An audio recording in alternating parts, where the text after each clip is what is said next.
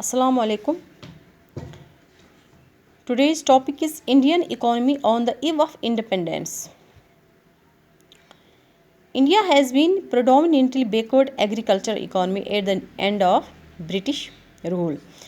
जब यहाँ पे ब्रिटिश रूल ख़त्म हुआ तो जो इंडियन इकोनॉमी थी वो बैकवर्ड इकोनॉमी थी. ज़्यादातर इस इकोनॉमी का इन्हिसार किस पे था? एग्रीकल्चर पे था.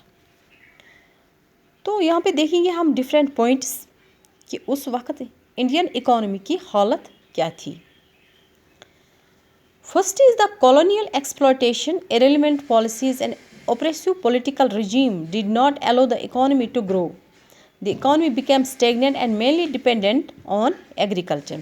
ये जो इकोनॉमी उस वक्त थी जब ब्रिटिश रूल यहाँ पे एंड हुआ, बिकॉज ऑफ कॉलोनियल एक्सप्लॉयटेशन, और जो पॉलिसीज़ थी इकोनॉमी के सही पॉलिसीज़ नहीं थी.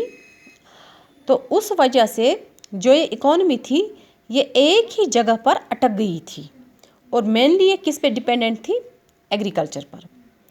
Second is dominance of foreign capital is important segment of Indian economy. Pressure of British government to make India a supplier of raw material and market for British manufactured goods turned in an Indian economy into a colonial and backward one. यहाँ पे जो raw material होता था वो बाहर British